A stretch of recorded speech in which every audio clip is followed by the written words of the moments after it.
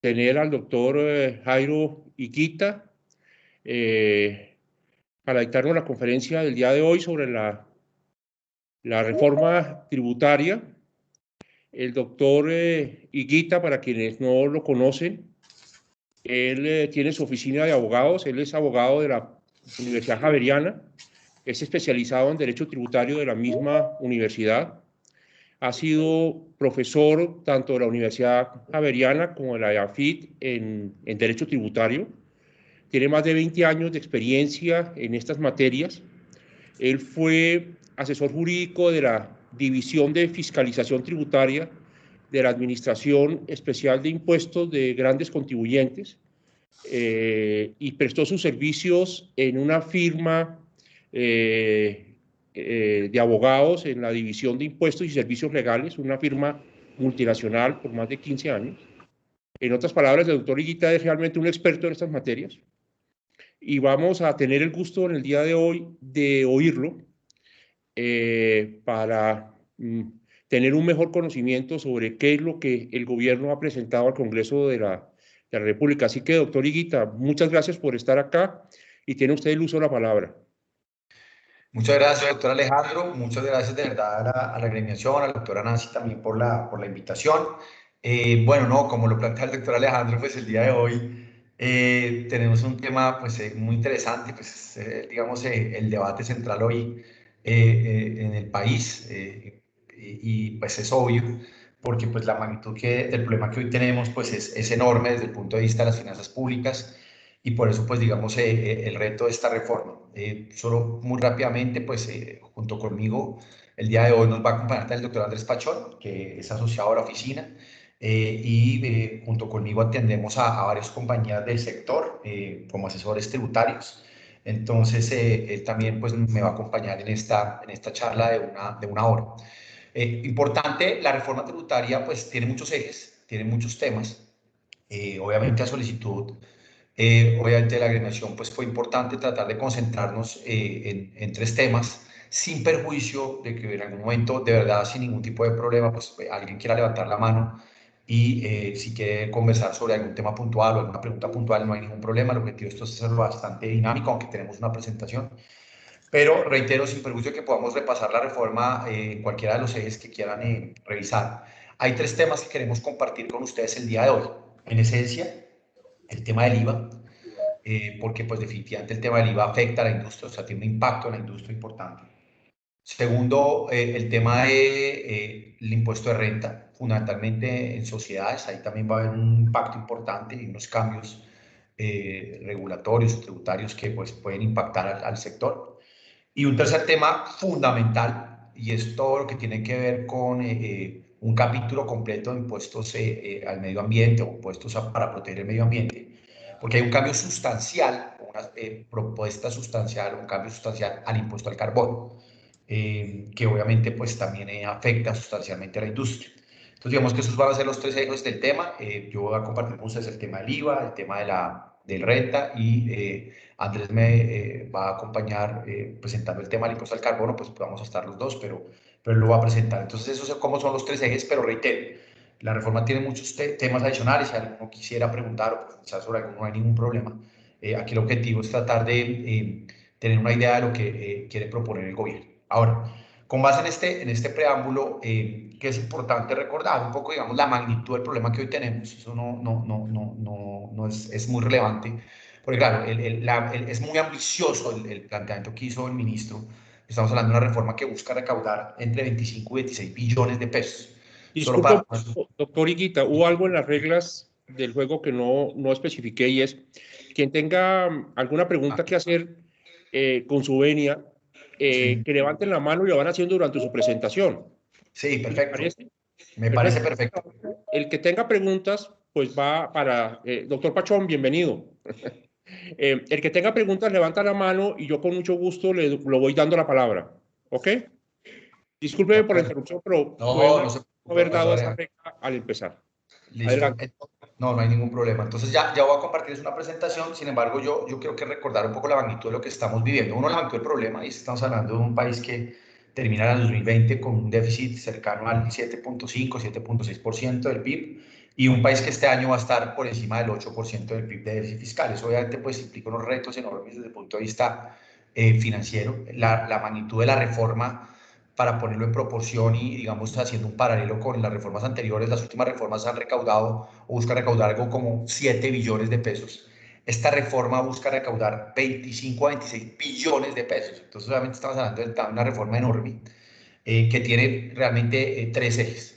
Pero realmente, desde el punto de vista de recaudo, dos. El tema del IVA, con el que se espera recaudar algo así como 10 billones de pesos. 11 billones, y el tema de renta a personas naturales, que se empieza, pues, espera recaudar algo así como 15 billones.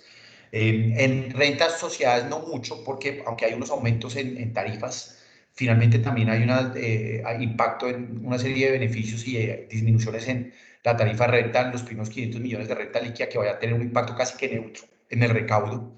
Entre otras porque también había un beneficio que era el tema de industria y comercio, que se quería descontar al 100%, pero esa disposición se elimina y en consecuencia se deja el descuento de ICA al 50%. Digamos que el recaudo en sociedades no aumenta, pareciera estar igual. El recaudo está concentrado en IVA y en personas naturales. En IVA, porque pues solo el 39% de nuestra canasta familiar está grabado con IVA, o sea, el 100% de bienes y servicios. El promedio de América Latina es más o menos el 59%, lo que plantea la reforma subirlo algo así como el 43%.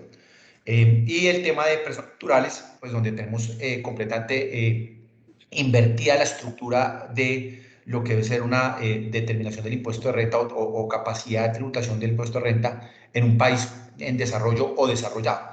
En los países OCDE, el 74% del impuesto de renta lo tributan las personas naturales o lo pagan las personas naturales, solo el 26% las sociedades. En Colombia, el 80% lo pagan las sociedades, solo el 20% las personas naturales, con un agravante, y es que ese 80%, el 67% lo pagan los grandes contribuyentes, o sea, 3.600 personas jurídicas, y las otras más de 2 millones de personas jurídicas pagan el otro 13%.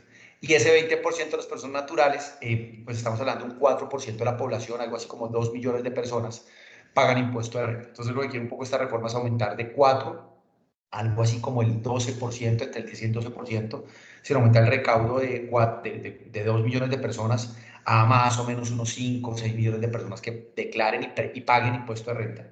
Entonces, digamos que esos son como los objetivos de la reforma, junto con un programa muy agresivo en materia de subsidios, que pues ese es otro gran debate, y es que de los 25 a 26 billones, más o menos 10 billones se van en ingreso solidario y 1.5 billones se van en devolución de IVA. Ingreso solidario, pues es relevante, es un programa que se creó el año pasado con un decreto, que es el 558, un decreto legislativo, pero que busca extenderse, es que el programa de ingreso solidario se extienda a 4.8 millones de familias. Eso más o menos son unos 19.3 millones de personas del percentil 1 y 2 de grado de pobreza y pobreza extrema. Y el tema de evolución del IVA, que hoy más o menos es de 35.000 pesos mensuales, pero obviamente como se amplía la base de productos grabados, más o menos estamos hablando de que pueda subir a 45.000 pesos también a esa población más vulnerable. Ese programa anualmente podría costar algo así como 1.5 billones de pesos. En síntesis, finalmente tenemos unos programas que cuestan entre 11 y 11.5 billones, un recaudo que es 26 billones, o sea, en la práctica más o menos lo que se espera recaudar con la reforma son 15 billones, porque lo demás se va para estos programas de ingreso solidario, que lo que busca simplemente es mejorar nuestra estructura de equidad con base en un índice mundial, que es el índice Gini. Y es que antes de Gini, Colombia tiene una curva muy empinada en su redistribución de riqueza, y usualmente los países ajustan esa redistribución después de impuestos. Colombia no. Colombia antes y después tiene una desigualdad enorme. Entonces, lo que busca todo este programa de ingreso solidario y de evolución del IVA hace que Colombia descienda sustancialmente en el índice de desigualdad. Obviamente, si esta reforma es aprobada, porque pues evidentemente esto va a estar muy difícil. Y pues como ustedes ya saben, y pues es noticia de ayer y hoy, pues definitivamente muchos partidos apoyan, pero siempre y cuando se presente un texto diferente. Entonces vamos a ver qué resulta, pero pues por ahora trabajemos con el texto que tenemos actualmente. Doctor Higuita, ¿en cuánto es Dime. que está el déficit con la reforma?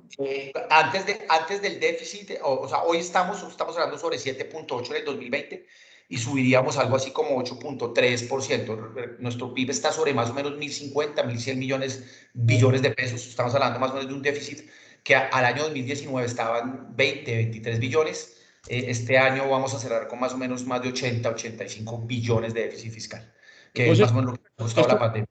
esto recogería un 20%. Pues sí, esto más o menos busca recaudar 25 puntos, o sea, 2.5% del PIB anual, pero obviamente haría que de esos 2.5 se gasta más o menos uno, que son 10 millones entre los temas solidarios. Entonces, realmente, para apalear el déficit, estamos hablando más o menos de 1.5 billones, con lo cual la curva deja de empinarse y empieza a bajar en el largo plazo. Incluso por eso la reforma tributaria, pues obviamente sin ser un experto en Hacienda Pública, pero toca muy a fondo todo el tema de regla fiscal, porque lo que hace es flexibilizar la regla, porque en los términos en que la teníamos hoy era imposible cumplirla. Entonces se recauda más, pero se flexibiliza la regla, porque volver a estar a los estándares previo a prepandemia nos demoramos en el horizonte más o menos unos 5 o 6 años con este recaudo.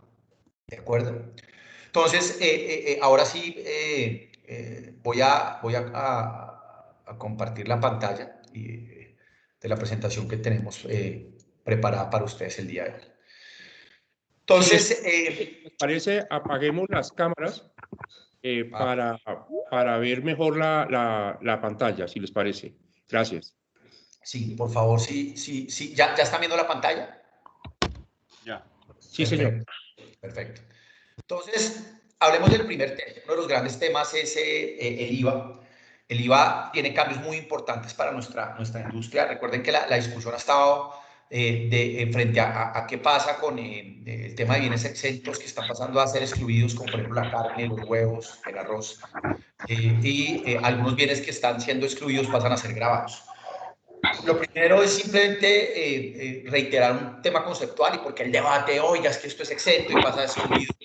¿Qué ha pasado? Colombia consuetudinariamente, históricamente, ha venido incorporando una categoría que no es muy usual en el mundo, y es el tema de los bienes exentos. Y es que, ¿qué pasa? Usualmente en el mundo y en las diferentes jurisdicciones, los bienes y servicios exentos son solo aquellos que se exportan, porque en esencia en el país del destino, es decir, en el país importador, pues se graban. En consecuencia, no tiene sentido grabarlos cuando se exporta el bien o el servicio, y cuando obviamente ingresa al país que importa ese bien o servicio. Entonces, en esencia, lo que se busca es que estos bienes que se exportan o servicios que se exportan, pues los IVAs o los costos y gastos asociados a la producción de ese bien o a la prestación de ese servicio, pues puedan ser llevados como descontado y puedan ser, digamos, devueltos al exportador, con el objetivo, obviamente, de que en el país de origen se grave y esto no afecte el precio de entrada al país de importación, pues porque evidentemente si fuera grabado, pues eso genera una carga en el costo del producto en el país de destino. Sin embargo, en Colombia muchos otros bienes que no se exportan o son exentos. Entonces, por ejemplo, la carne, los huevos, los cuadernos. Bueno, hay muchos bienes que se comercializan y que no son exentos. ¿Qué significa que sea exento y qué significa que sea excluido? Exento es aquel IVA, o mejor, aquel bien o servicio que está grabado para la tarifa cero. Eso significa que todos los costos y gastos asociados a esa producción de ese bien o a la prestación de ese servicio pueden ser descontados, pueden ser llevados como un crédito, como una cuenta por cobrar a la administración de impuestos. Y en consecuencia, al final, el IVA que repercute pues no afecta el precio. En cambio, los servicios excluidos o los bienes excluidos, toda la producción o todos los costos y gastos asociados que tengan IVA, pues hacen parte del valor base o del precio, y en consecuencia se le traslada finalmente al usuario industrial, al usuario final, perdón, no vía, digamos, IVA, sino vía mayor valor del precio. Entonces, por eso el debate de que pasen de exentos a excluidos. Ahora, en nuestro, digamos, industria, pues hay un cambio sustancial, y es que hoy el gas propano, ¿cierto? El gas propano licuado hoy se encuentra excluido de IVA. A partir de la reforma, lo que está planteando la reforma es pasar este producto, incluso el autogás, que es un tema en el que vinimos avanzando en la industria y que pues ya va a haber, digamos, puntos de autogás para el gas propano licuado. Bien estaría grabado con IVA a la tarifa general. Esto obviamente encarecería, pues no hay nada que hacer sustancialmente, obviamente los consumidores finales que finalmente no tengan la calidad de industriales. ¿Por qué? Y aquí también hay un tema bien importante, y es que si es grabado con IVA, ¿cierto? Solo repercute para quien el IVA no pueda llevarlo como descuento. Pero si el bien, el gas adquirido, ¿cierto? es para quien tenga la calidad de productor de bienes grabados o de servicios grabados, sin duda ninguna, en ese caso, ese IVA puede ser llevado como descontable el impuesto sobre las ventas. Entonces hay que tener muy en cuenta quién va a ser el adquirente del gas, porque en la medida en que el gas sea grabado, pues para algunos será descontable el IVA en virtud de que es para producir o para participar en su actividad productora de red. Si quien obviamente lo adquiere no tiene la posibilidad de llevarlo como descuento, pues obviamente eso será un costo adicional para el usuario final en el momento en que se comercialice. Entonces, digamos que aquí hay un cambio importante. Esto no solo se extiende al gas propano, sino también al gas natural, con lo cual, digamos, aquí no se genera un arbitraje, no se genera una asimetría entre el gas natural y el gas propano. En este caso, los dos tipos de bienes pasarían a ser grabados a la tarifa general del impuesto sobre la renta. Este es un cambio muy importante y obviamente es un cambio que afecta sustancialmente a la industria. Otro tema muy importante, la prestación de los servicios. Aquí el otro día teníamos una discusión, digamos una serie de ideas con la doctora Nancy frente a lo que implica esto, porque otro de los temas más relevantes que han venido ustedes oyendo es que los servicios públicos domiciliarios en general pasarían hoy de ser excluidos a continuar excluidos en estrato 1, 2 y 3 y a ser grabados en estrato 4 y 5 y 6. Digamos que lo que primero debemos plantear es lo que significa esto en términos generales. Doctor Higuita, Sí, dígame, una sí, dígame, doctor Alejandro. ¿Yo que había una asimetría con el gas natural? Claro, aquí, no, en el bien grabado no existiría simetría en lo que tiene que ver, pasarían los dos, tanto gas natural como el gas propano licuado, a ser grabados a la tarifa general del IVA. Y la gasolina y el diésel también. Claro, porque como, claro, ahí evidentemente, hoy es grabado el 5, pasaría al 19, o sea, digamos, lo que se busca es que el IVA o el componente de IVA que tiene este tipo de bienes, pues esté grabado a la tarifa general, pero la gasolina y diésel también, sí señor. Todos los combustibles líquidos, el gas natural y el autogás, Sí, pasarían a pagar el 19%. de acuerdo, así es, así es, así es, así es. Okay. Los sectores industriales que pueden descontar los IVAs se verían Beneficiados. beneficiados, compensados.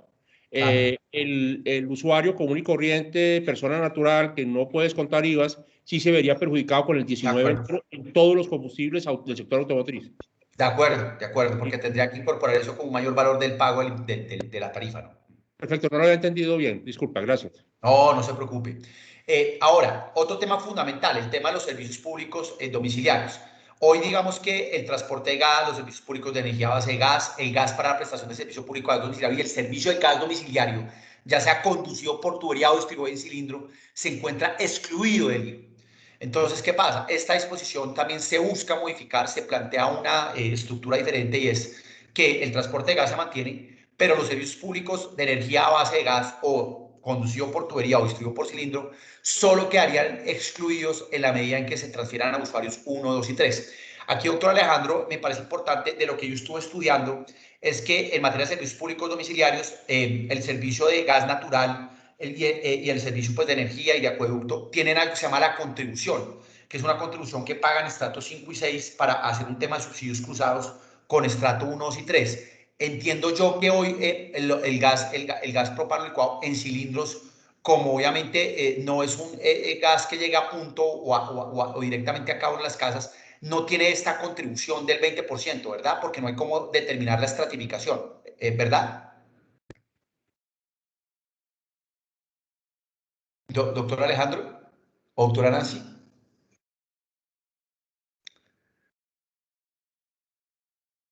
Bueno, Aló, Jorge, Jairo, perdón. sí, ¿Qué me no te decías? preocupes. No, que hay un tema importante y es que, ¿qué ocurre? Lo que está haciendo, voy a hablar del tema conceptual y ya vamos un poco a lo puntual. Lo que está haciendo la reforma es eliminar en general los servicios públicos domiciliarios, la contribución del 20% que tienen estratos 5 y 6 y grabar con IVA, ¿cierto? A los estratos 4 y 5 y 6, cuando son servicios públicos domiciliarios, a la tarifa del 19%.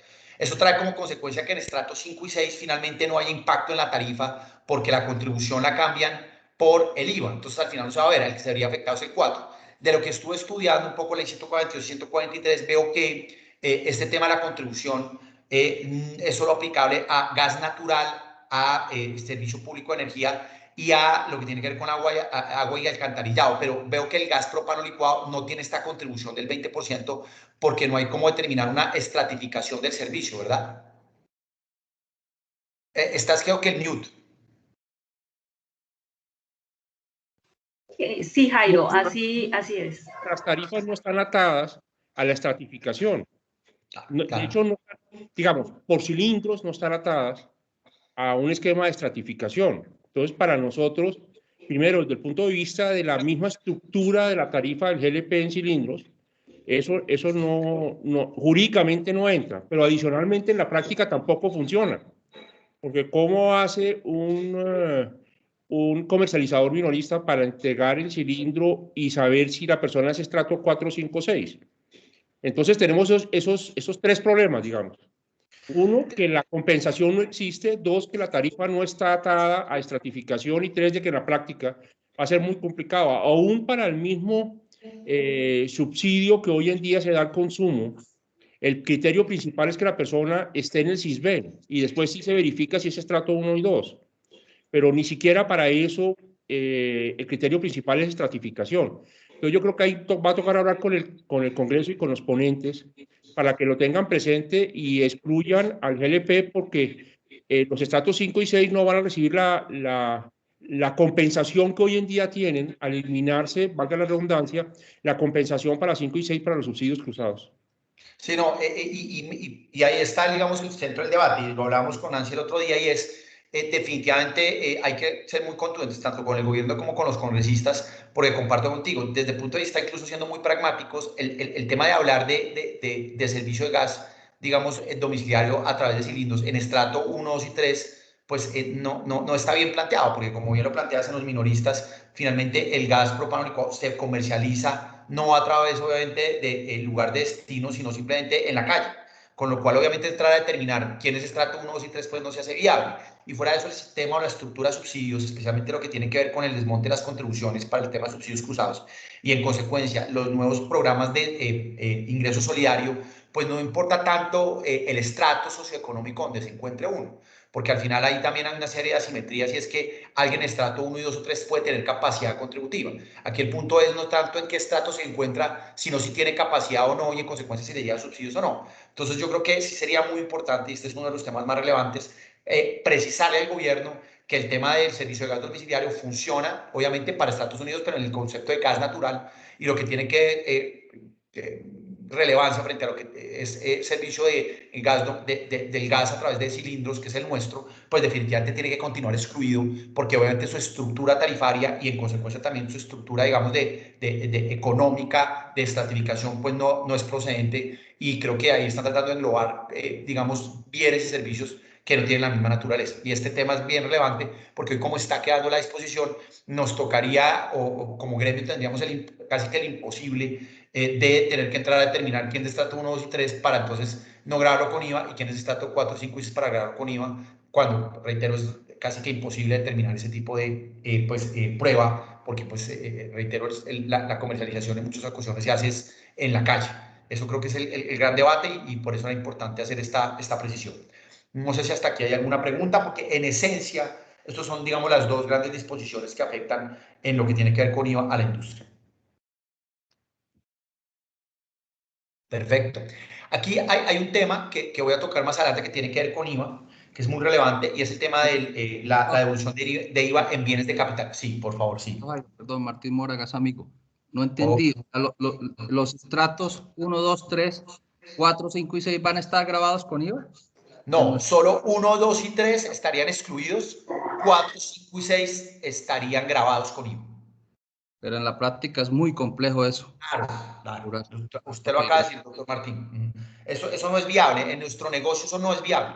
Entonces, definitivamente hay que trabajar en hacer entender la dificultad y el reto que esto implica, entre otras, además, porque mi lectura también es que mucho de nuestro producto finalmente se comercializa en estrato 1, 2 y 3. Entonces, creo que ahí al final están buscando una disposición que es muy compleja, muy exigente y no viable en nuestra industria, porque pues evidentemente nosotros no llegamos directamente al hogar, pues, a través de una tubería. Ajá.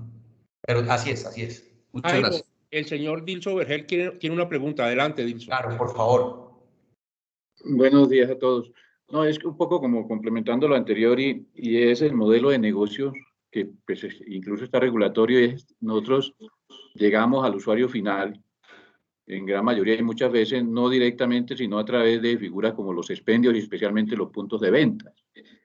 Entonces, en ese esquema, ¿cómo funcionaría el IVA? No, como bien lo planteas, es que se vuelve imposible porque en un esquema de comercialización, un esquema de negocio, donde al final yo estoy en unos puntos de venta donde va alguien, casi que entonces tendría uno que llevar, tendría que haber una cedulación o una especie de censo para determinar quién es estrato 1 y 3, porque uno podría decir, bueno, que ya el recibo del servicio público, eso tampoco te dice nada, porque ¿quién te asegura que esa persona sí reside en esa vivienda? ¿Quién te asegura que esa persona obviamente sí está pues trayendo un recibo adecuado? Vuelvo y digo, creo que aquí el reto nuestro, el reto del gremio es aclararle al gobierno, pues que evidentemente la estructura no puede funcionar de esa manera. ¿Por qué este debate no se había dado? Simplemente porque de manera general el servicio era excluido. Entonces, como no estaba, digamos, la precisión de la estratificación, yo creo que pues era irrelevante entrar en la discusión porque todos los servicios eran excluidos, todos los servicios públicos, entre esos el nuestro. Entonces, yo creo que lo que hay que es aclarar, yo creo que es un olvido del gobierno y una falta de conocimiento del negocio, o de pronto no fue consciente de lo que implicaba hablar de estratificar el servicio nuestro cuando nuestro esquema de negocio no es el de una red física que llega directamente a las viviendas o a los comercios, sino una red de comercialización vía expendio o vía, digamos, minoristas que pues no permite poder categorizar a las personas por estrato. Porque pues evidentemente es muy difícil entrar a ese elemento probatorio, pero de acuerdo, ese esquema no funciona para nuestra industria.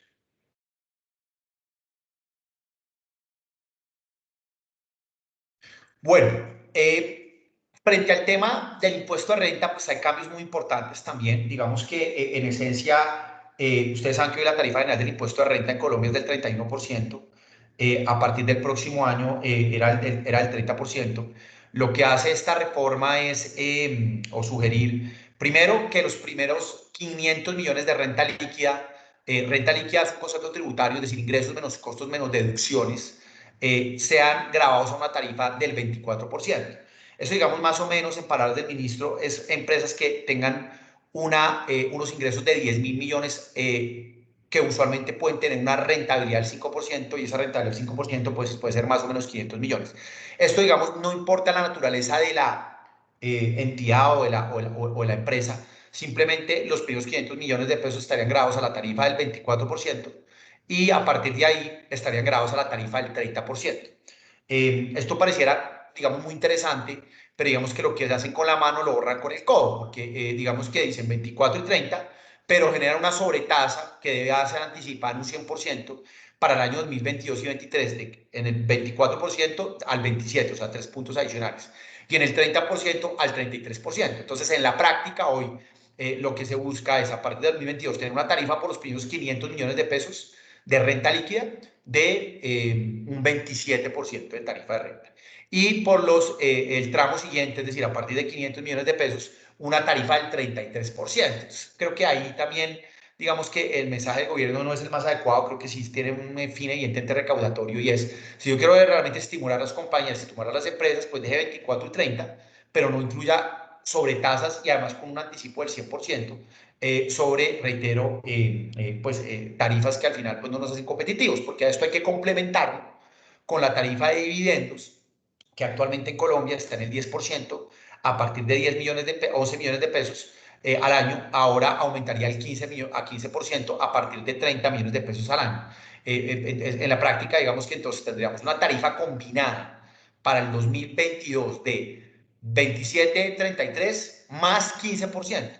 Estaremos hablando de tasas efectivas en algunas compañías solo por impuesto de tasas nominales, solo por impuesto de renta, una vez distribuido dividendos, de cerca del 43, 44%, lo que obviamente frente al demás concierto de las naciones no nos hace muy, digamos, eficientes, muy competitivos, porque uno revisa los países con los que nos comparamos, que en esencia es Alianza del Pacífico, que es México, Chile, Perú y Colombia. Chile tiene una tarifa del 35% combinada, Perú tiene una tarifa más o menos del 33% combinada, y México tiene una tarifa del 37%. Nosotros queríamos una tarifa del 43, 44%, lo que entrada obviamente nos hace ver muy bien. Creo que lo razonable sería 24, 30, con una tarifa del 10% de dividendos que nos deja, digamos, en una estructura mucho más razonable desde el punto de vista de las personas jurídicas. Sin embargo, esto es lo que está proponiendo la reforma y frente al mensaje que quiere mandar el gobierno de hacer más productiva o digamos, dinamizar el sector productivo, creo que ahí sí no es muy adecuado el mensaje. El otro tema importante, que sí es un avance enorme, es el descuento del IVA. ¿Qué pasa? Hoy, cuando yo adquiero un activo fijo real productivo, es decir, un activo que participa en la producción de la renta, pues el IVA que yo pago es descontable, o mejor, sí, descontable de renta, o puedo llevarlo como un descuento en renta. Ahí se genera una simetría enorme porque solo quienes son altamente productivos en los primeros años o son altamente productivos pueden descontar el IVA contra renta. Lo que está sugiriendo esta reforma es que el valor del IVA pagado en activos productivos, una planta de producción, un activo, digamos, que tenga la naturaleza de producir renta, que pago IVA, el IVA lo va a poder descontar contra IVA. O sea, si yo genero IVA, puedo llevarlo como descuento contra IVA. O sea, recupero inmediatamente ese IVA pagado, lo cual obviamente mejora la productividad de la compañía porque el valor del IVA pues tengo que trasladárselo a la producción de los bienes y servicios. E incluso si yo no tengo la calidad de grabado con IVA, o sea, los bienes que vendo o los servicios que presto no están grabados con IVA, pues tengo otra ventaja enorme y es que también la ley me permite poder solicitar de devolución ese IVA a la administración de impuestos. Entonces, realmente en la práctica, los bienes de capital que impliquen o que participen en la producción de renta van a poder ser, el IVA pagado va a poder ser llevado o va a poder ser recuperado un 100%. Eso sin duda sí es una muy buena noticia para el sector productivo. Hoy se descuenta en renta, pero es mucho más eficiente descontar un IVA porque no importa si la compañía es rentable o no es rentable, lo voy a poder llevar contra el IVA. Y si no es rentable o no es responsable, también lo puedo solicitar en devolución. Eso es un tema bien, bien interesante. El otro tema es el descuento del 50% en ICA, que se mantiene. Hoy podemos llevar como descuento tributario el 50% del industria y comercio pagado. La ley actual permite o busca que a partir del año 2022 sea el 100%.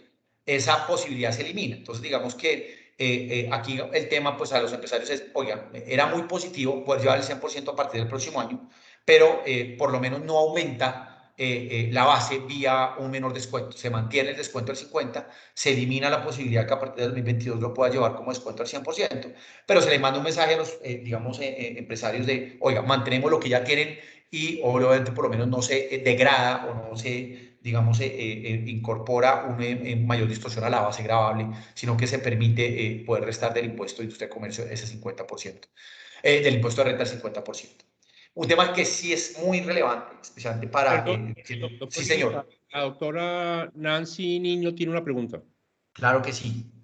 Jairo, un poco para que nos amplíes el tema de la sobretasa del 3% que indicaste inicialmente. Hay dudas respecto del tema. Gracias. No, mira, la tasa es la siguiente. Voy a poner un ejemplo muy simple. Tenemos una compañía, pensemos que la reforma pasa. Estamos hablando del año gravable 2022, ¿cierto?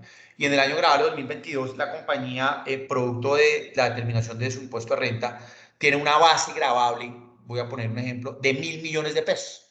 Entonces, sus ingresos menos sus costos menos sus deducciones traen como consecuencia que su base gravable es de 1.000 millones de pesos. Como está planteada la reforma hoy, por esos 1.000 millones de pesos, ¿cómo determina su impuesto a renta? Por el primer tramo, es decir, por los primeros 500 millones de pesos, en principio tiene que haber una tarifa del 24%, que aunada a la sobretasa, pues realmente no es del 24%, sino del 27%. Y por los 500 millones siguientes, es decir, de 500 a 1.000, paga una tarifa que en principio es del 30, pero con la sobretasa adicional es del 33. En la práctica, si hacemos los cálculos, ¿cierto? Como para poner un ejemplo concreto, por los primeros 500 millones paga el 27%, entonces paga 135 millones. Y por los segundos 500 millones paga el 33%, entonces paga 165 millones. Entonces 165, ¿cierto? Más 165 más 127 me da 292, con lo cual en la práctica por los 1.000 millones de pesos paga una tarifa nominal del 29.2% combinada. Eso es lo que ocurriría en una persona jurídica que tenga una renta líquida de 1.000 millones de pesos. Si distribuye el dividendo adicionalmente, ¿cierto?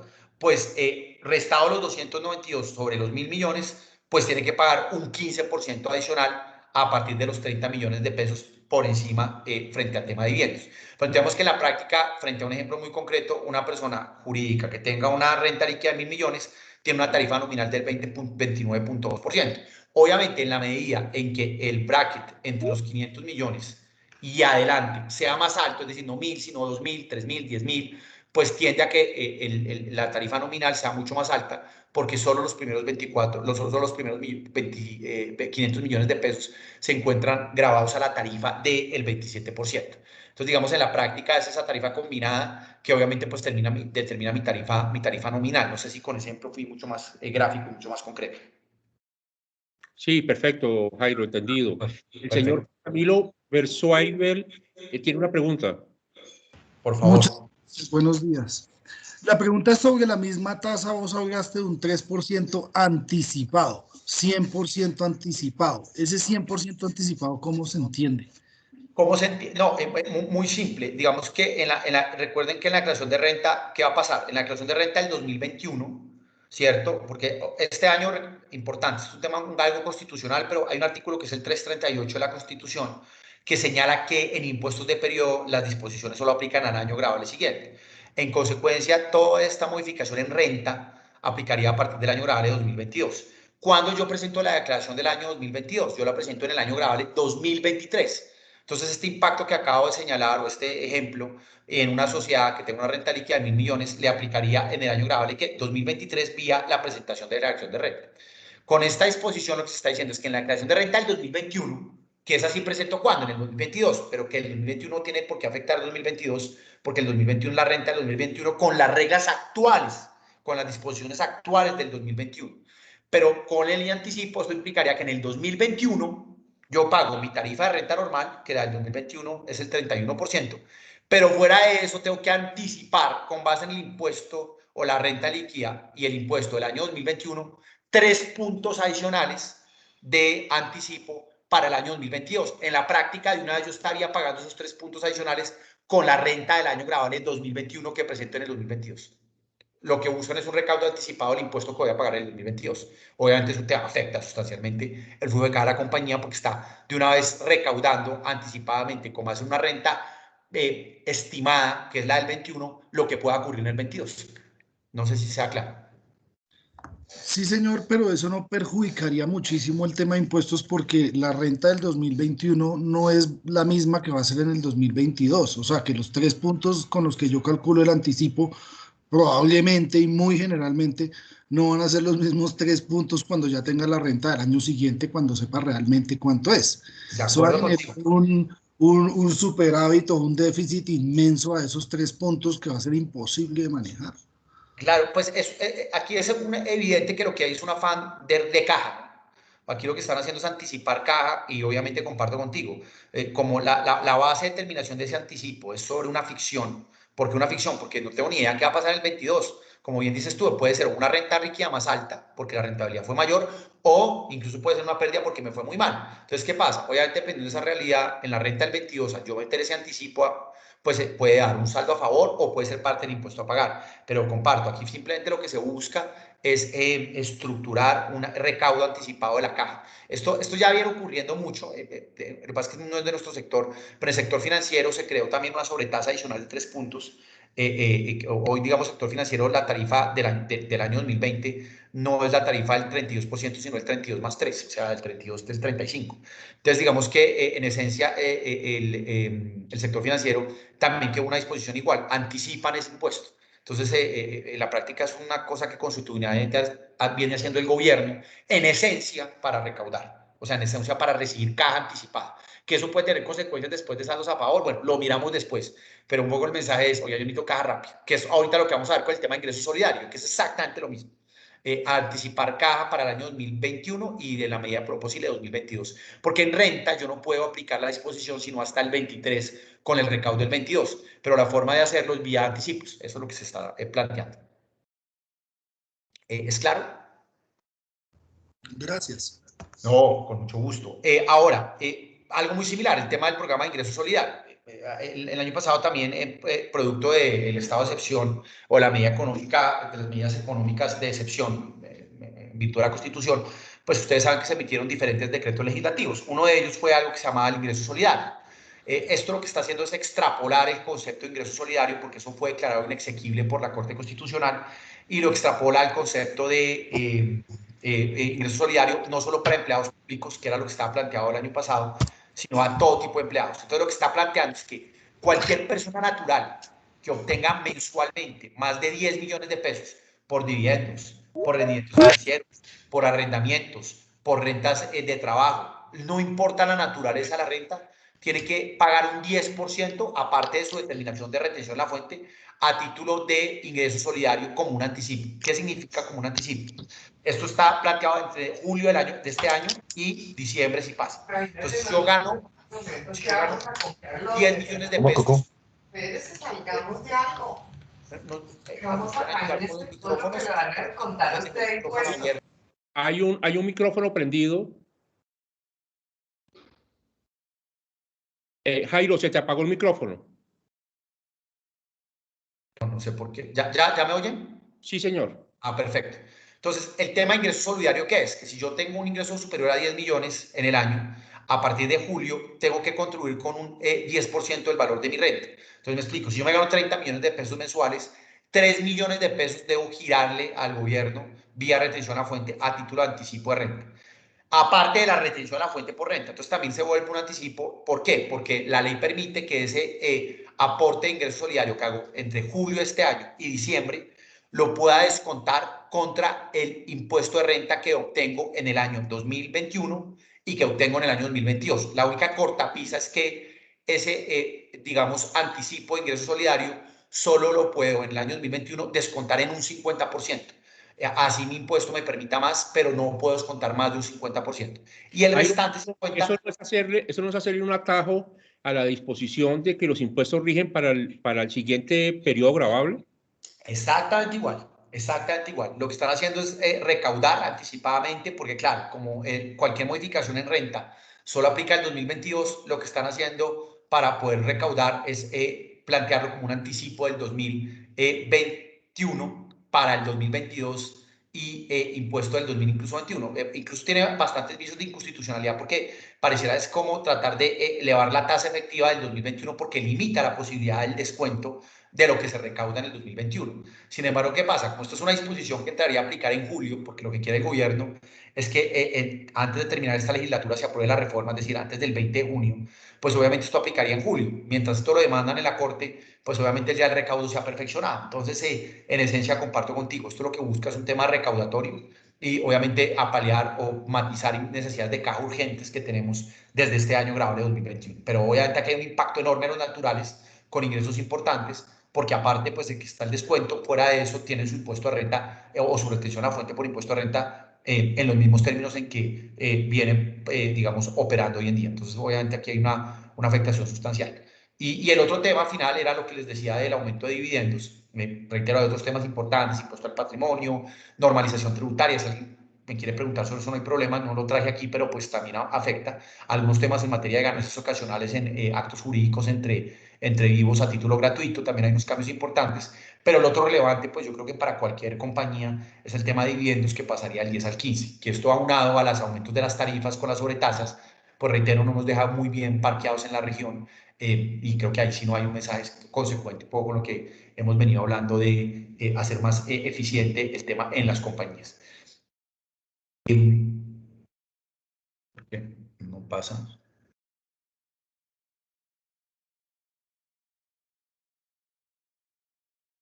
Tienes apagado el micrófono.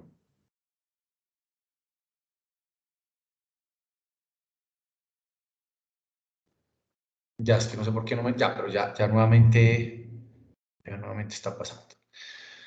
Tema importante lo que les planteé activos reales productivos. Tema importante la devolución del IVA. Obviamente, tema importante... No, bueno, hay un tema relevante, no sé qué tanto afecta a la industria, y es que si a mí me prestan un servicio de publicidad y mercadeo desde el exterior o en el exterior, pues estos servicios no tenían retención en la fuente, porque eran ingresos de fuente extranjera. Lo que está haciendo la disposición tributaria es extender que si me prestan un servicio de publicidad o de mercadeo desde o en el exterior, tendría grabado con una tarifa del 20%. Ahí yo lo que creo es que se busca grabar las plataformas electrónicas que prestan servicios de publicidad, todas estas compañías como Google, como, digamos, plataformas tecnológicas. Sí, Jairo, ¿tú señor. estás publicando una presentación? Ah, sí, señor, sí. ¿No está apareciendo? No. Denme un segundo, ya aquí ya la pongo. Perfecto. Listo. Listo. Ahí está. Muchas gracias, muchas gracias. Entonces, en esencia, como les está planteando el tema del IVA, de evolución del IVA, que es muy importante en bienes de capital, y estaba hablando del tema de servicios de publicidad y mercadeo, que esos servicios cuando se prestan desde el exterior, como son una renta de fuente extranjera, pues no son grabados con renta. Aquí se está generando una ficción capturando esta renta, entendiendo que sean prestados en el exterior o desde el exterior, también están grabados con una retención del 20%. Creo que se busca es, digamos, todo este tema de comercio electrónico y publicidad electrónica y todo este tipo de compañías que publicitan cosas en el exterior o desde plataformas del exterior, pues entendería que hoy si yo acudo a Google para que me preste un servicio de mercado de publicidad en su plataforma al exterior, pues yo tendría que pagar o tendría que hacer una retención a la fuente por ese servicio que me está prestando del 20%. Entonces, digamos, ahí también es un tema que puede afectar a algunas compañías en general y por eso pues, nos pareció importante traerlos. Temas muy rápidos, como les planteé, el tema de PAEF también es interesante. Todo el tema de programa de apoyo al empleo formal, esto pues también se extiende. Recuerden que este programa acabó en marzo. Lo que hace la reforma es sugerir que para los meses de abril, mayo y junio, entonces al final, aunque es retroactivo y se pagaría en el mes de julio, se pagaría por los meses de abril, mayo y junio. Entonces, digamos, eso puede ser un tema interesante. Y se extiende ese programa pues de apoyo al empleo formal hasta el 2021. Y hay una serie de beneficios importantes en materia de poblaciones vulnerables, que tiene que ver con jóvenes menores de 28 años, adultos mayores que no tienen pensiones, personas con discapacidad no inferior al 25%, mujeres mayores de 40 años. Lo que hace la ley es sugerir, o lo que es el proyecto, es que lo que tiene que ver con toda la estructura de seguridad social o en materia de pensional, pues lo asumiría el Estado y solo tendríamos o solo se pagarían fundamentalmente las cotizaciones a la administradora de riesgos laborales, con lo cual obviamente pues ahí digamos habría un apoyo importante para este tipo de sectores vulnerables. Yo creo que en esencia ese es el tema de renta. Por favor, si quieres, Andrés, entonces continúa con el tema del impuesto al carbono, que es fundamental porque aquí hay cambios sustanciales frente a lo que actualmente tenemos en materia del impuesto al carbono. Entonces, por favor, Andrés, continúa.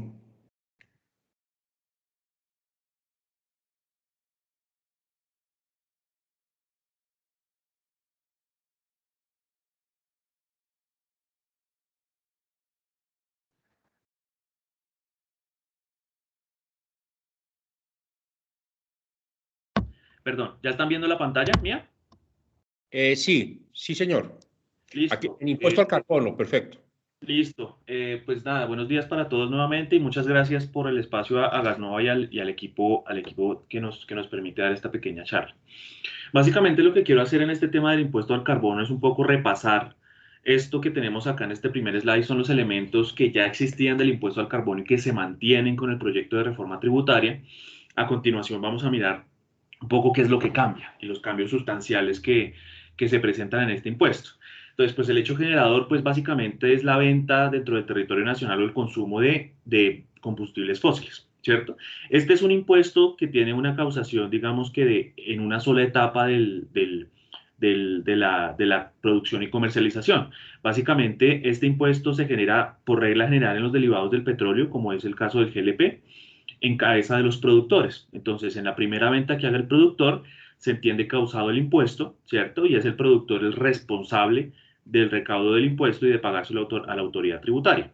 También existen otras posibilidades de causación del impuesto, pero pues, pueden ser más residuales, ¿cierto? Que es el retiro para consumo propio de los productores, que nuevamente el productor es el responsable. En las importaciones en la fecha de nacionalización de gas o del derivado del petróleo, pero nuevamente entiendo que en temas de GLP pues no se importa mucho, pero pues digamos que la norma lo prevé, ¿cierto? Y en el caso del carbón, que es otro producto sujeto al impuesto al carbono, el impuesto se causa en la venta al consumidor final, en el momento de la emisión de la factura. Y también se prevé en el caso del carbón el tema del retiro para consumo propio, ¿cierto? Y así como la importación. Entonces, aquí un tema importante es que en tratándose de gas y derivados del petróleo, que incluye GLP, el sujeto pasivo del impuesto es quien adquiera los combustibles fósiles del productor o del importador, ¿cierto? Esta disposición lo único que pretende es que el productor pueda repercutirle el impuesto en esa primera venta que realice al comercializador del producto, ¿cierto? Nuevamente, el esquema que lo tenemos desde la ley 1819 de 2016 es que el productor es el responsable del impuesto, el productor de GLP más importante, entiendo, de Colombia es Ecopetrol, ¿cierto? Entonces, el productor paga el impuesto, es el responsable frente a la autoridad tributaria, ¿cierto?, de presentar la declaración, pero como la norma prevé que el sujeto pasivo también será quien adquiera el combustible, pues se le permite al productor repercutir ese impuesto en la cadena de comercialización, ¿cierto? Listo. Entonces aquí lo que les comentaba, los responsables son los quienes autoliquidan el impuesto en el tema de GLP. El responsable principal es el productor y en caso de que haya importadores, pues el importador del producto, ¿cierto? Independientemente de la calidad de sujeto pasivo. Ahora aquí ya viene creo que lo más interesante y es los cambios más importantes que podemos evidenciar en la regulación del impuesto al carbono con el proyecto de reforma tributaria. Y el primer cambio importante es que en la norma vigente hoy, respecto del gas licuado de petróleo, el impuesto solo se causa en la venta a usuarios industriales, ¿cierto? Esa parte se elimina. ¿Eso qué quiere decir? Que cuando el productor le haga una venta de gas licuado de petróleo a cualquiera, ¿cierto?, que principalmente es a los comercializadores, pues en ese momento se va a causar el impuesto al carbono y no como en la norma vigente hoy, en el cual solo se causa cuando se realice una venta a un usuario industrial, ¿cierto? En el caso del gas natural, la norma hoy vigente establece que el impuesto solo se causa en la venta a la industria de refinación de hidrocarburos y petroquímica, ¿cierto? En el caso de gas natural, esa previsión normativa también se elimina, ¿cierto? Entonces, en el caso del gas natural también se daría, digamos que la configuración del impuesto en la primera venta que haga el productor, sin importar quién sea el cliente el adquirente de ese gas natural. Pero nuevamente se sobreentiende que en principio las ventas que hace Ecopetrol obviamente no son a usuarios finales, ¿cierto? En el tema de la tarifa, ¿cierto? Digamos que aquí es un tema un poco más conceptual, ya lo vamos a ver un poco más aterrizado en números, porque la tarifa del impuesto como estaba en la norma vigente hoy, decía que debía corresponder a 15.000 pesos por tonelada de CO2, ¿cierto?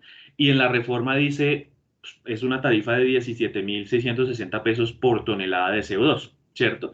Y ya vamos a ver a continuación que eso se aterriza mucho más por unidad de medida según el tipo de producto que esté sujeto al impuesto, y en el caso del gas licuado de petróleo, pues va a ser una tarifa de 112 creo que ahorita miramos, es por unidad de medida, ¿cierto? Y nuevamente un tema de actualización de tarifas, ¿cierto? La norma vigente hoy establece que la tarifa se ajustará por inflación en cada año, más un punto, hasta que sea equivalente a una OBT por tonelada de CO2. Lo que prevé el proyecto de reforma es que se haga esa misma actualización el 1 de febrero, ¿cierto?, con el índice de precios al consumidor, pero hasta que la tarifa llegue a 3 VT por tonelada de carbón, ¿cierto? Entonces, básicamente ese es el cambio que prevé digamos que la tarifa global. Creo que es el tema más aterrizado y ya cada producto por unidad de medida, qué tarifa en pesos tiene de impuesto al carbón, ¿cierto? Entonces, el caso de gas natural tenemos la unidad de medida es el metro cúbico y digamos que estas tarifas sí tienen un incremento respecto de las tarifas vigentes en la ley 1819 de 2016. En el gas natural, pues la tarifa llega al 34 pesos por metro cúbico y en el caso de gas licuado de petróleo, 112 pesos por galón, ¿cierto? Otras previsiones importantes es que los combustibles fósiles pues no van a causar el impuesto cuando sean exportados, ¿cierto? Todo el tema de exportación se protege para que quien lo exporte no tenga que pagar impuesto al carbono, si es que quien lo exporta es el productor, ¿cierto? Bueno, una previsión que se mantiene y es que el impuesto al carbono va a ser un gasto deducible para para quien lo pague, es decir, esa primera venta para el comercializador va a ser un gasto deducible del impuesto a las ganancias, ¿cierto? Y un tema que es más de interés del productor y es que las declaraciones de este impuesto se tienen que presentar con pago. Si no se presentan con pago, pues no hay ningún efecto legal, un poco similar al tema de las ineficacias en declaraciones de retención en la fuente sin pago total. Aquí hay un tema importante que fue lo único que logramos identificar que la norma pues prevé algún tipo de transición respecto del gas natural y el GLP al sector de generación de energía eléctrica. Perdón, Andrés, hay Señor. una pregunta de Juan Camilo. Sí, señor. Sí, buenos días. Perdón, en la gráfica, en la diapositiva anterior, esos valores por unidad, sobre todo en nuestro sector que es gas licuado de petróleo, que son 112 pesos, ¿eso es el valor que nos están cobrando hoy o el que nos van a cobrar después con 3 VTs? Este es el valor que te van a cobrar después. Si quieres podemos ir en la ley 1819 está el valor que se cobra hoy, pero nuevamente, en el día de hoy solo se le cobra, en el caso del GLP, solo se le cobra a la venta a los usuarios industriales, que digamos que es un sector conocido de la cadena. Pero pero eso no lo cobra el productor y lo cobran los importadores. Sí, señor. Sí, señor. Y según lo que tú dijiste es que va a pasar de 1 VT a 3 VTs. Eso quiere decir que nos van a incrementar el costo del producto. Sí. Finalmente sí se va a incrementar el costo del producto por parte del productor. Digamos que eso en términos económicos se va a traducir en que lo que hoy nos viene cobrando a un pequeño sector de la cadena de comercialización o al usuario industrial únicamente, pues ahora se le va a repercutir a todo el sector de comercialización de gas natural, y eso va a tener como efecto un incremento definitivamente en ese precio que nos cobre el productor. Ahí solo para complementar un poco, Andrés, ese es un cambio estructural, y es, aparte del tema de la tarifa, como lo estás planteando, el gran reto hoy es que, digamos que en el caso de las empresas de servicios públicos domiciliarios, que como las nuestras, muchas de ellas que realizaban obviamente la comercialización, finalmente solo si el usuario final era industrial, pues finalmente había la causación del impuesto. Hoy no importa el beneficiario, no importa el tercero. El productor o el importador, cuando nos venda el gas, va a incorporar el impuesto al consumo, el impuesto al carbono, y en consecuencia obviamente va a haber un aumento en las tarifas, porque ya no es relevante quién es el destinatario del servicio, en cualquier caso se causará el impuesto. De acuerdo. O sea, ese sí es un cambio muy grande para el sector, porque nos va a subir el costo del producto. Muy grande, eso es muy delicado porque es un cambio sustancial, de acuerdo. Entonces, Ecopetrol hoy nos facturaría incorporado el carbono, no importa quién es el usuario. Pero para concluir, esos 112 pesos que dicen ustedes ahí es el valor por galón, que igual ya nosotros no trabajamos galón hace 8 años, sino kilos, pero esos 112 pesos es el valor que nos va a cobrar ya de 3 VTs, o sea, ese es el descomponente como va a quedar si fuera así. Pues lo que se está planteando, ¿no? Porque creo que hoy es 94, si no estoy mal, hoy es 90 algo, ¿cierto? Es un poco menor, sí, 94, sí. Pero ese es el valor. Pero de 1 VT a 3 VT sale un montón de cambio, y eso no puede ser solamente de 94 a 112. Pero no, es básicamente el incremento, digamos que de tarifa anual, pero la tarifa, digamos que aterrizada sería esta, 112 pesos por galón. Y subiendo cada vez hasta... Sí, con una actualización anual, con un tope máximo, ¿cierto? De las 3 VTs. Muchas gracias. Bueno, perfecto. Como les comentaba, creo que digamos que ese es el cambio más importante y más coyuntural en el tema del impuesto al carbono para el sector GLP. La única posibilidad de una progresividad en el tema de gas natural y GLP es en las ventas que se realicen al sector de generación de energía eléctrica. En esas ventas al sector de generación de energía eléctrica, pues la norma o el proyecto de ley prevé una causación progresiva de la tarifa, como la acabamos de ver, de esta tarifa de acá, ¿cierto? Según el tipo de producto que se trate, gas natural o gas licuado de petróleo. Entonces, básicamente, lo que prevé la norma en esa progresividad, nuevamente, únicamente para el sector de generación de energía eléctrica, es que para los años 2022 y 2023 digamos que se tendría un efecto neutral, o sea, sería una tarifa 0% para esos dos productos gravados con impuesto al carbono. Para el 2024 el 20% de la tarifa plena, nuevamente la tarifa plena es la que acabamos de revisar. Para el 2025 sería el 40% de la tarifa plena. Luego en el 2026 el 60%, en el 2027 el 80%, y a partir de 2028 pues la tarifa plena, ¿cierto? Aquí un tema digamos que esto ya estaba en la norma, pero lo volvió a traer el proyecto de reforma, que básicamente establece que el impuesto al carbono no se causa para los sujetos que se certifiquen como carbono neutro, según una certificación que sea expedida por el Ministerio de Ambiente y Desarrollo Sostenible. Ahí digamos que está pendiente, allá hay una reglamentación vigente para el impuesto al carbono de la ley 1819, pero si esta norma sale, pues debería ser expedida nuevamente una reglamentación. Y finalmente otro tema relevante. Andrés, una pregunta. Nosotros ya teníamos el impuesto al carbono con una tarifa que era, entiendo, un 17% más baja y no llegaba hasta 3 VT, sino hasta 1.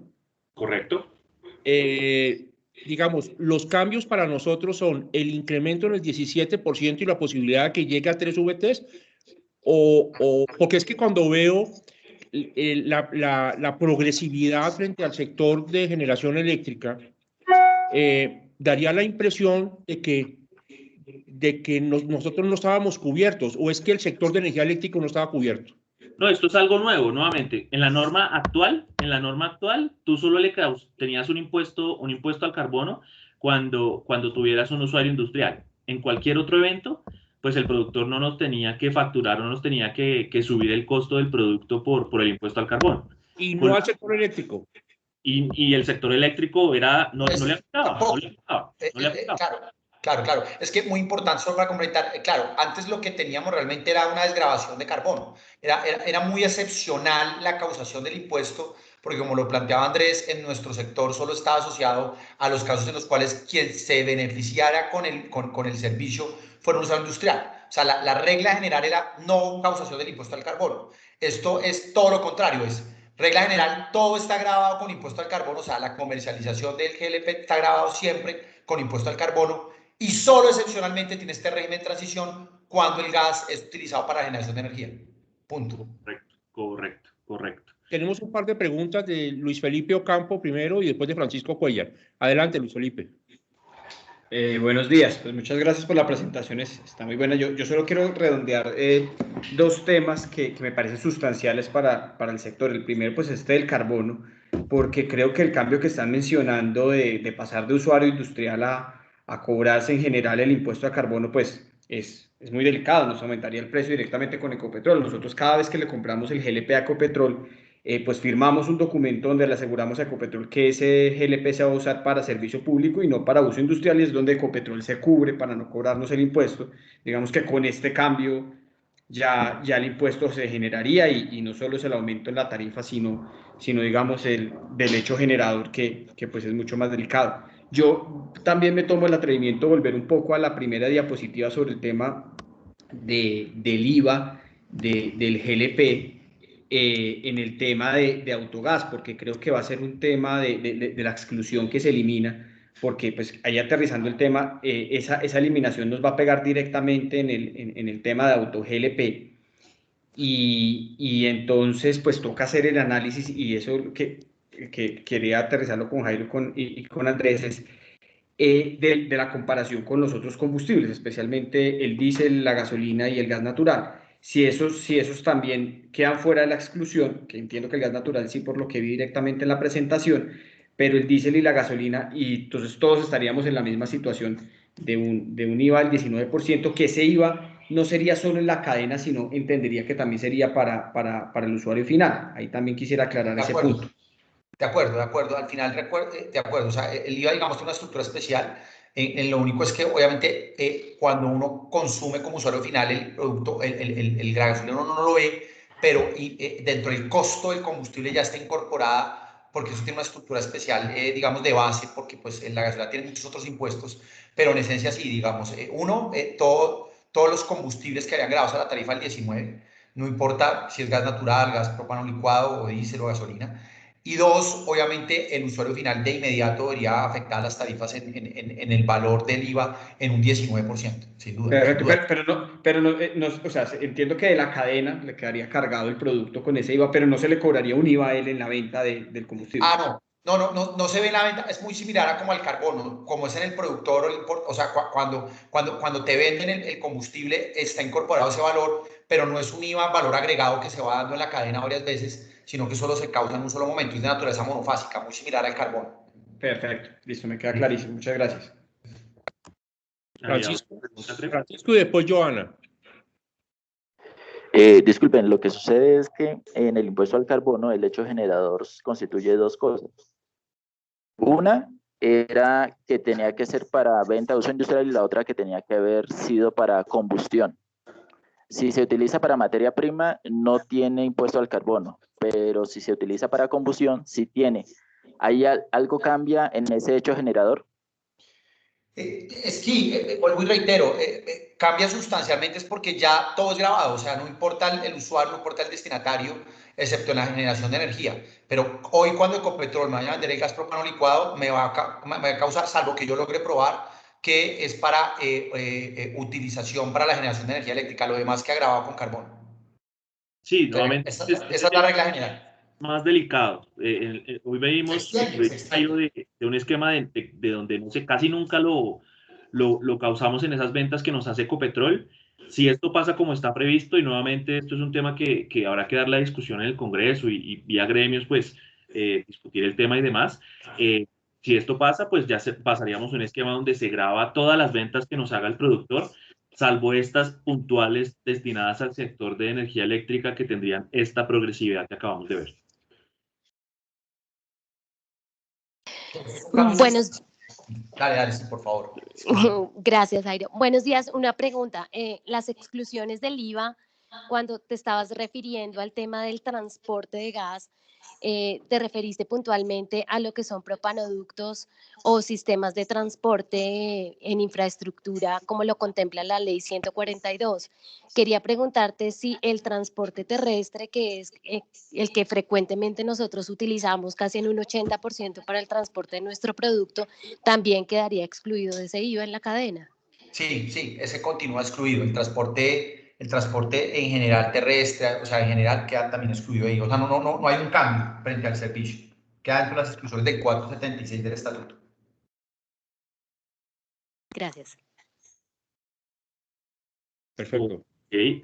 No, pues la última nota que tenía acá en la presentación es que, digamos que los cambios propuestos, según el proyecto de ley como fue radicado, tendrían efecto en materia de impuesto al carbono al 1 de enero de 2022, ¿cierto? Eso quiere decir que si logra sacarse esta reforma en junio, julio, pues estas modificaciones tendrían, digamos que un efecto diferido en el tiempo a partir de 1 de enero de 2022. Hasta que se llegue a esa fecha, continuarían aplicando las normas de la ley 1819 de 2016. Ok, creo que hay una pregunta. No alcancé a ver quién levantó la mano. Yo no. Al doctor Alejandro Martín Mora. Hola, Martín. Es una pregunta sobre la reforma, doctor Jairo. ¿La ganancia ocasional, la tarifa de ganancia ocasional, tiene algún cambio?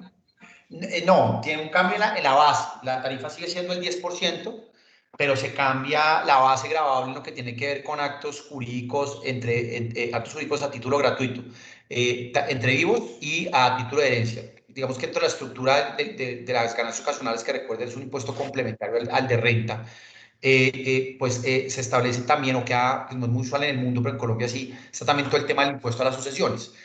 Lo que hace la reforma es que la tarifa sigue en el 10%, pero las bases gravables en esos actos jurídicos entre vivos a título gratuito, o sea, donaciones, legados, y lo que tiene que ver con herencias, no es sobre valores fiscales, costos fiscales, sino que los modifican a valores comerciales. Entonces, si yo, por ejemplo, fallece algún familiar que me permite heredar hoy un apartamento, voy a poner un ejemplo, que el valor del autoavalúo, una finca mejor, que tiene valores de avalúo muy bajos, en Los Llanos, que en avalúo están 500 millones, pues hoy se transfiere en 500 a la tarifa del 10.